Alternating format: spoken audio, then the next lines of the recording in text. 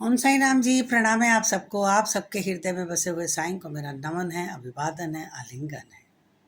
उम्मीद करती हूँ सब लोग खुश होंगे, मस्त होंगे और स्वस्थ होंगे।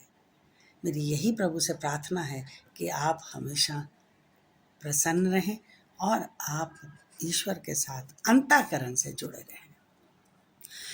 आज का हमारा टॉपिक रहेगा, क्या आपकी रोज की प्रार्थना सिर्फ एक आदत सी बन गई है या उसे हम सच्ची भक्ति समझ रहे हैं।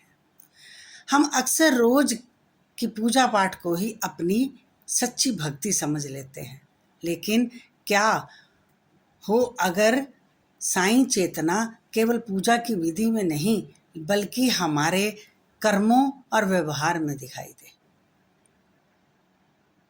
खाली उसमें भक्ति में रस्म न बन के रह जाए, हमारे व्यवहार में भी वो दिखाई देनी चाहिए। अब केवल दिखावे के लिए पूजा पाठ करना नहीं, बल्कि भक्ति को अपने जीवन में उतारने का प्रयास करें।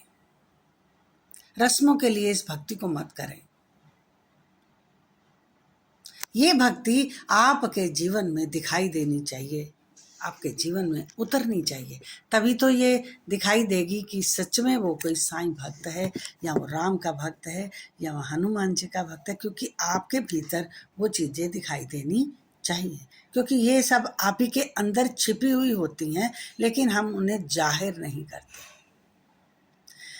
जब हम खोखली रस्मों में ही अपना ध्यान लगाने लगते हैं, उस खोखली रस्मों में ही अपने आप को छिपा लेते हैं, तो प्रेम, दया, सेवा और अच्छे कर्म पर नहीं लगती हमारी भक्ति। तब सच में जब हम सेवा, कर्म और प्रेम करने लगते हैं तो वो भक्ति में बदलने लगती है हमारी। क्या बदलने लगता है हमारा व्यवहार, हमारा वो चेतन मन।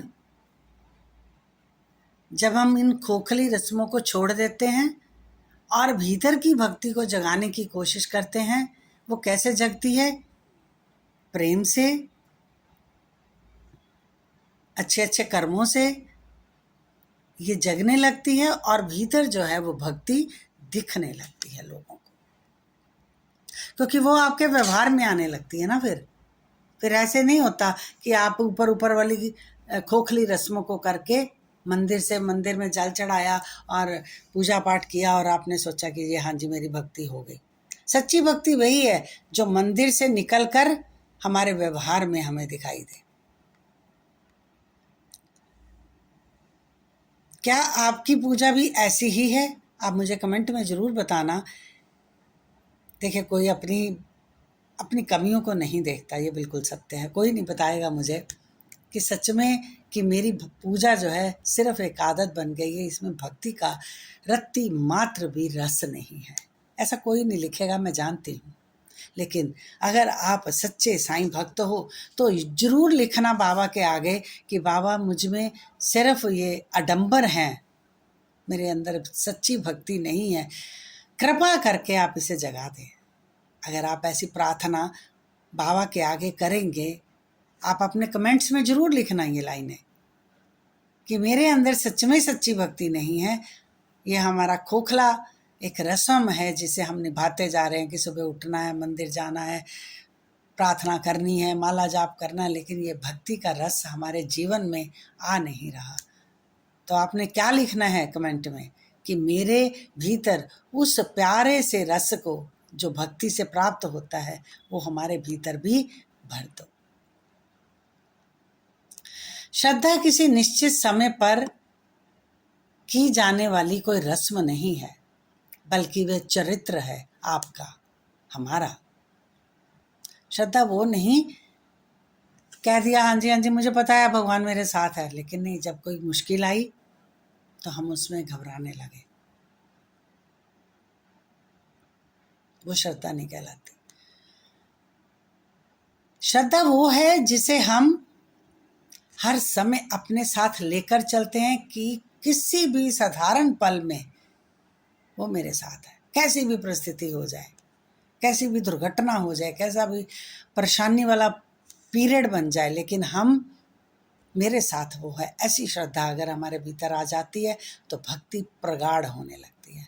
हम पूजा पाठ और बाहरी रस्मों की परतों को हटाकर ये समझने लगने की कोशिश कर रहे हैं कि आपके रोजमर्रा के छोटे छोटे फैसलों में साईं हमारे साथ होकर उनकी चेतना हमारे भीतर मौजूद हो जाती है।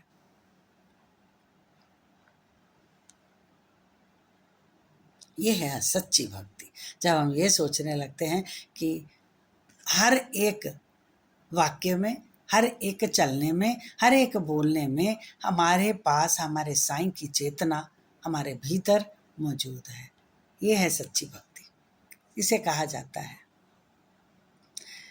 और अहंकार रहित धैर्य, और अहंकार रहित धैर्य को कैसे एक शक्तिशाली और जीवित भक्ति में बदला जा सकता, क्योंकि ये अहंकार है हमारा, ये भी जो हमें आगे भक्ति में बढ़ने नहीं देता।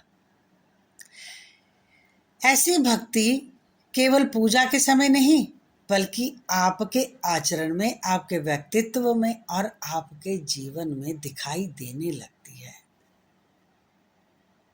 जब हम अहंकार से रहित होकर प्रार्थना करते हैं, भक्ति करते हैं, और फिर ये भक्ति जो है केवल पूजा नहीं बन जाती, ये हमारे व्यवहार में और हमारे संस्कारों में दिखने लगती है। कैसे दिखती है ये भक्ति, हमें कैसे दिखाई देती है? कोई मुझे बताएगा? कमेंट्स में जरूर लिखना कि ये भक्ति हमें कैसे दिखाई देती है। आपके भीतर का बदलाव आपको कैसे दिखाई देता है कि मेरे अंदर कोई बदलाव आ चुका है क्योंकि मैं भक्ति कर रहा हूं।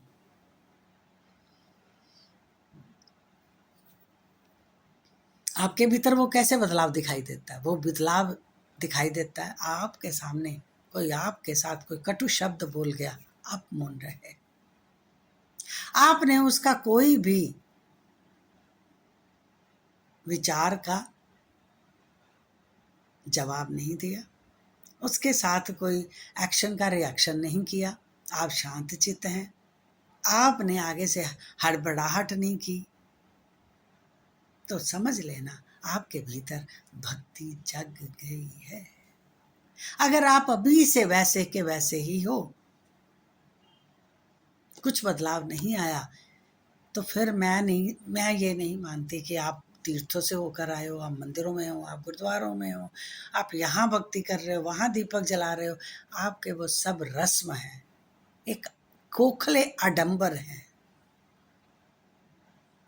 मजा तो तब आए आपके साथ कोई कैसा भी व्यवहार करे, आप शांत चित्त होकर उसे हवा में उड़ा दो। महात्मा बुद्ध कहा करते थे, एक बार एक व्यक्ति उनके पास आया और उन्हें गालियां देने लगा बहुत जोर जोर से।